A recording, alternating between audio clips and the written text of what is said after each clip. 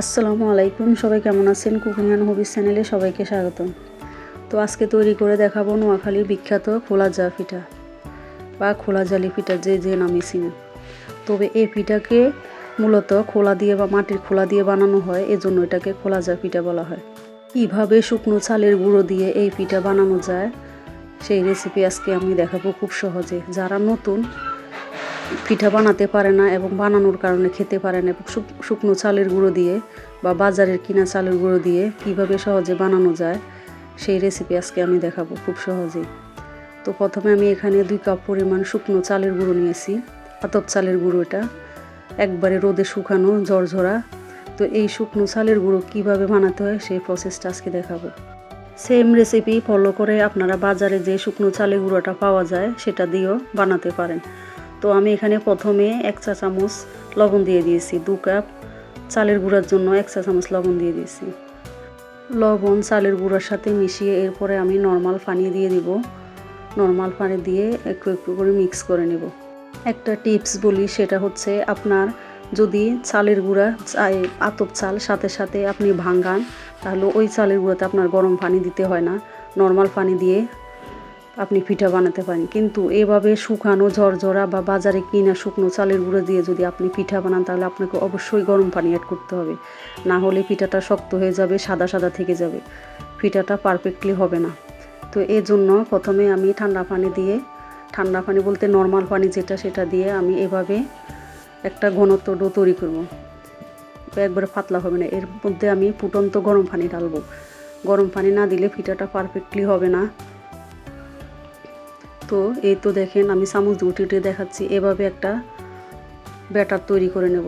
এখন দেখুন, এই যে ফুটন্ত গরম পানি, এই গরম পানিটা দিতে হবে শুকনো চালের গুঁড়ার জন্য। আপনার যদি ভিজা চালের গুঁড়া হয় তাহলে লাগবে না, শুধু নর্মাল পানি দিয়ে আপনি এভাবে ব্যাটারটা তৈরি করে নিতে পারেন। কিন্তু যখন শুকনো চালের গুঁড়া দিবেন, তাহলে অবশ্যই আপনাকে এখানে গরম পানি অ্যাড করতে হবে, তাও ফুটন্ত গরম পানি।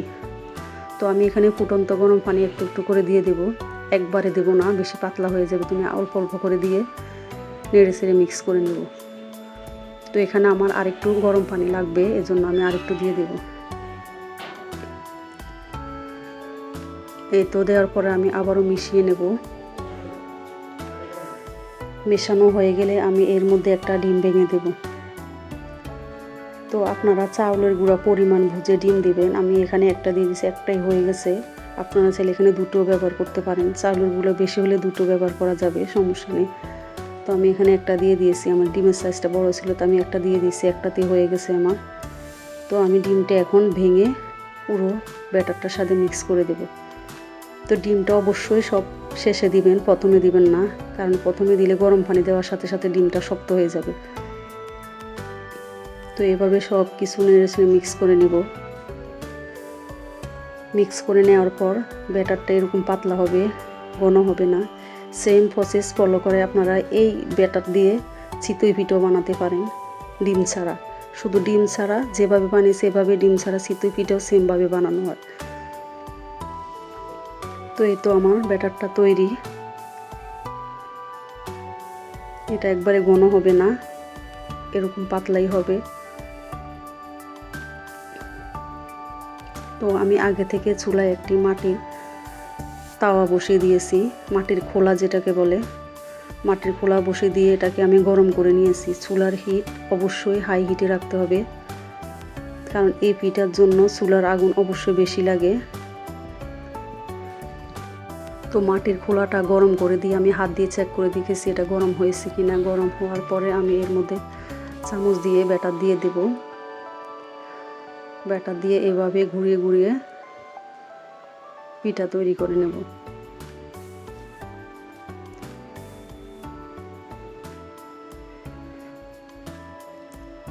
এই অবস্থায় চুলার আগুন অবশ্যই আপনি হাই হিটে রাখবেন, কারণ এই পিঠার জন্য অবশ্যই হাই হিট রাখতে হবে, না হলে পিঠাটা সুন্দর হবে না এবং উঠে আসবে না। তো আমি ঢাকনা দিয়ে দিয়েছি, কিছুক্ষণ ঢাকনা দেওয়ার পর ঢাকনা উঠিয়ে আমি এখন পিঠাটা তুলে নেব। এটা অটোমেটিকলি উঠে যাবে। এই যে দেখুন, পিঠা একটা হয়ে গেছে, আমি আরেকটা দিয়ে দেখাচ্ছি। তো এই পিঠাটা ফ্রাই প্যানেও করা যায়, কিন্তু ফ্রাই প্যানে করলে কি খোলার যে একটা ঘ্রাণ, যে একটা অথেন্টিক যে স্বাদ, ওই স্বাদটা পাওয়া যায় না। তো তো মাটির খোলার পিঠা, এটার মজাই আলাদা। তো যারা হাতের কাছে মাটির খোলা না থাকবে তারা ফ্রাই প্যানে করে নিতে পারেন। তো এভাবে ঢাকনা দিয়ে রাখলে কিছুক্ষণ পিঠাটা সিদ্ধ হয়ে যায় তাড়াতাড়ি ভালো করে। দেখুন আমি একটা বানিয়েছি, কি সুন্দর জালি হয়েছে, ছিদ্র ছিদ্র হয়েছে। আর পিছনের পিঠ লালচে হয়েছে। আপনি ফ্রাই প্যানে বানালে এরকম হবে না। আর লার্কি চুলার যে একটা গ্রান, ওই গ্রানটা আপনি মাটির খোলাতে বানালেই পাবেন, সেই স্বাদটা পাবেন, কিন্তু ফ্রাই প্যানে বানালে ওই স্বাদটা পাবেন না। তো এই তো আমি আরেকটাও দিয়ে দেখালাম আপনাদের কিভাবে দিতে হয়। তো এভাবে আমি সবগুলো পিঠা বানিয়ে নেব।